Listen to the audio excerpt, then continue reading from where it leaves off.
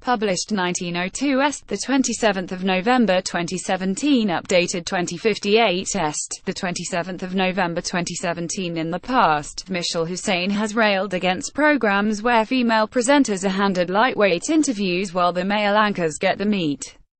But the BBC's Golden Girl certainly doesn't have to worry on her own account. The 44-year-old Today programme host was handpicked by Prince Harry to host what will become a historic interview. Presumably he was drawn to Miss Husain's ability to combine the gravitas required by this sort of occasion with a very human touch. BBC insiders speak highly of the married mother of three as being down-to-earth and unstarry. 44-year-old Today programme host Mishal Husain was handpicked by Prince Harry, pictured with fiancée Meghan Markle, to host what will become a historic interview. Presumably he was drawn to Miss Husain's pictured ability to combine the gravitas required by this sort of occasion with a very human touch. BBC insiders speak highly of the married mother of three, pictured as being down-to-earth and unstarry. Her colleague Justin Webb has also praised her for being highly organized, perhaps a necessary attribute for a woman who juggles bringing up three boys, including twins, with fronting the BBC's highest-profile current affairs program. Even before Prince Harry's endorsement, Miss Husain had become the corporation's de facto default presenter for major news events, especially those where delicacy is key. She first became a household name in 2012, as one of the anchors of the BBC's coverage of the London Olympics. Later, she would go on to moderate one of the key debates in the European referendum, the leaders' debate in the last general election, and front the BBC's coverage on results night. The corporation also chose her to grill Director General Lord Tony Hall on air at the height of the row over the gender pay gap. It was a memorable episode, not least because the subject was so close to Miss Husain's heart.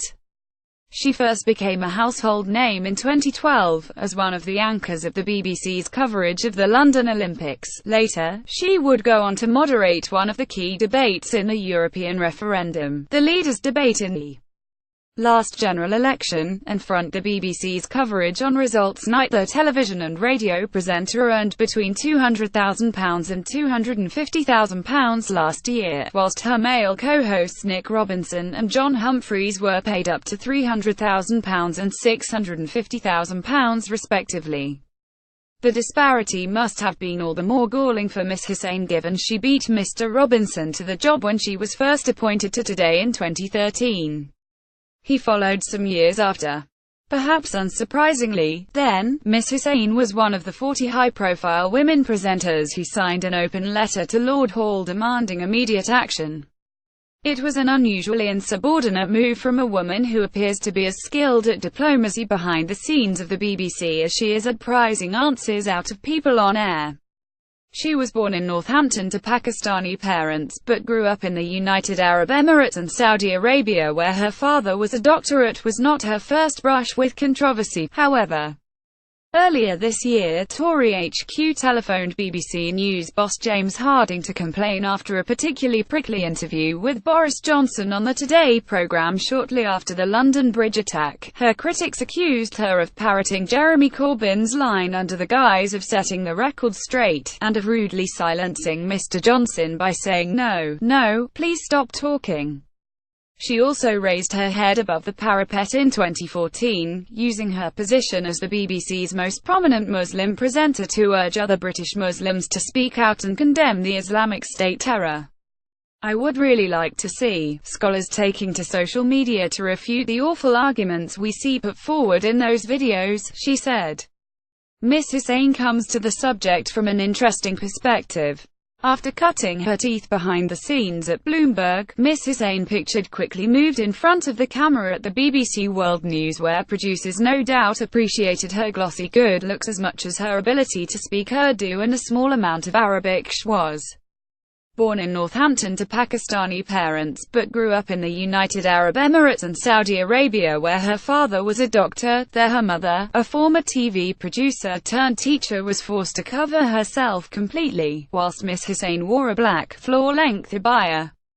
Miss Husain's parents objected to the lack of religious freedom and sent her to the £33,000 a year Cobham Hall boarding school in Kent from the age of 12. Later, she read law at Cambridge, choosing a safe, solid subject to please her family before embarking on a more precarious career in broadcasting.